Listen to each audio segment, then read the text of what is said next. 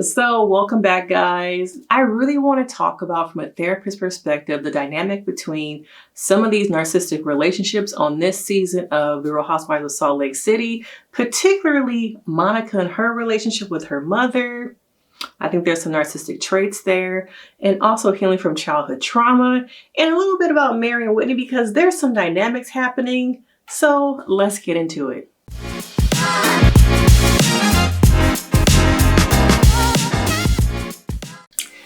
I'm Denise Brady. I'm a licensed marriage and family therapist, and I focus on generational trauma, mother-daughter relationships, narcissistic relationships, and looking at the last couple episodes so far of Salt Lake City. To me, they're having a breakout season. Monica, at first, I think people were not really sure if they were going to like her, but watching this latest episode of her and her mother, her trying to navigate her childhood trauma, her current relationship with her mother, the inner child in her, the relationship that she had as a child, maybe some things that she has needed or wanted. And there was a lot of blowback because there are people who side with her mother and there are people who side with her.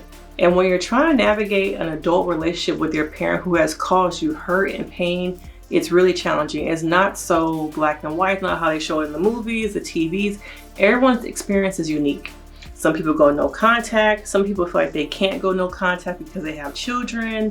And it's like, okay, I don't want to have a relation with this person, but my kids do, navigating that. And so with Monica, her and her mother are trying to have a relationship. And at first, I think the first couple episodes, you thought they had probably a good relationship, but now the layers of that onion are being pulled back and it stinks. Their relationship, to me, is very much a child trying to heal from trauma, navigate that relationship, confront her mother, and bring up things that I have gone through, and her mother pushing back. Her mother seems like on the outside, she is all about herself. I think she does care about and love her daughter, but she has been so used to doing her own thing and maybe at times putting her children's needs to the side.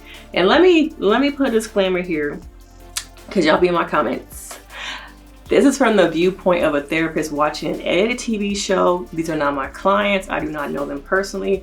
I am merely reviewing and talking about things from an edited perspective of producers, writers, all of that stuff. The stuff Bravo wants to show us. So I need to get that out the way. But looking after seeing this, these last couple of weeks with these episodes, Monica really trying to live in her truth. Monica is very real. And I don't know if we're used to seeing someone like that on these shows, these reality shows about housewives. We only get what they want us to see. And Monica can be doing the same thing. But at the same time, watching her try and navigate that relationship with herself, who she is today outside the church, who she is trying to rebuild. I think a lot of people can relate to that. And you're trying to be on your healing journey, but you're trying to confront and work through the things you've gone through. And some of those triggers are still around you. Some of those triggers are people. So how do you navigate the triggers that are people you can't, for lack of a better phrase, you can't really get rid of? You have to figure out what is best for me. And I think for her, looking at it from the outside, I think she really wants her mom to take accountability. I think at times she feels like her mom is siding with the other women. Her mom at times seems like she is very much into camera time, being seen. And her mom really wants to forget everything that happened.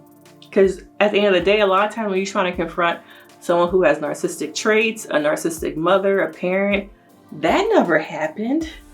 I don't remember that. Or I did the best I could, okay? That never happened like that.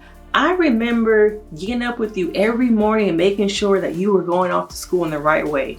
Whereas a child might remember waking up by themselves, being a latchkey kid because mom was maybe intoxicated, maybe she was out with a boyfriend, maybe she was working all the time. So a lot of times the perspectives are very different. As we navigate this and you're trying to heal from it, you're like, what do I need? And I always tell my clients to tap into that inner child. What does the inner child need from you today? You cannot heal without acknowledging that inner child.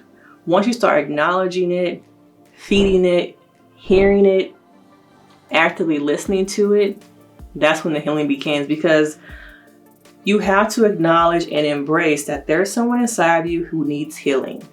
There's somebody inside you that needed you as a child, as an adult, what are you doing to acknowledge and feed into that inner child? And I think Monica is trying to find herself.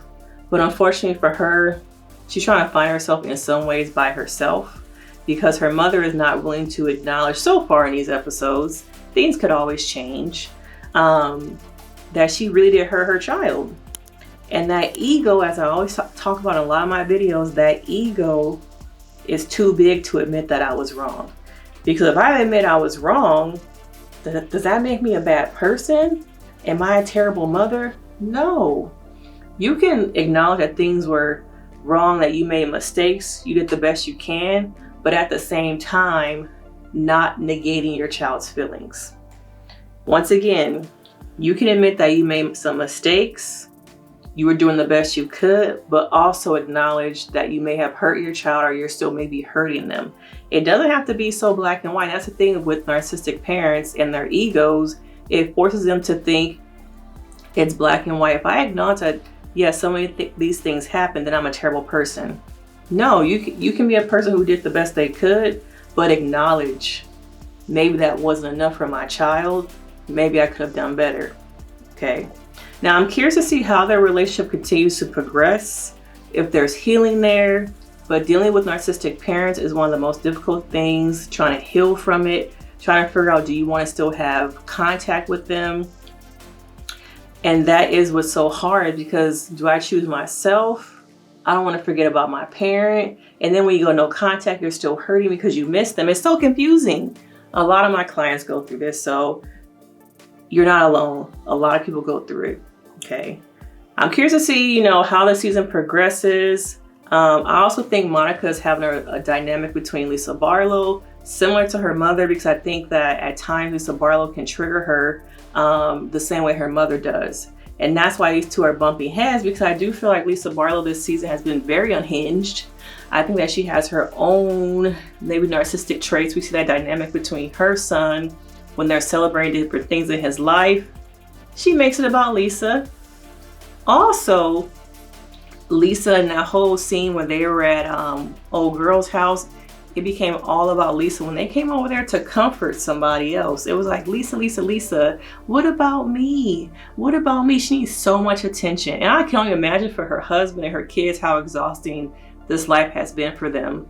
But I digress. Now, lastly, I want to talk a little bit about Mary, because Mary's having a dynamic between Whitney that we see a lot of times in elder Black women. The little girl, okay, you're not going to have power over me. You're not better than me. I'm an elder, respect me. And that's why they're bumping heads. And Mary is also very unhinged. She's great TV. I also feel for her own son. I'm like, how has it been for him all these years?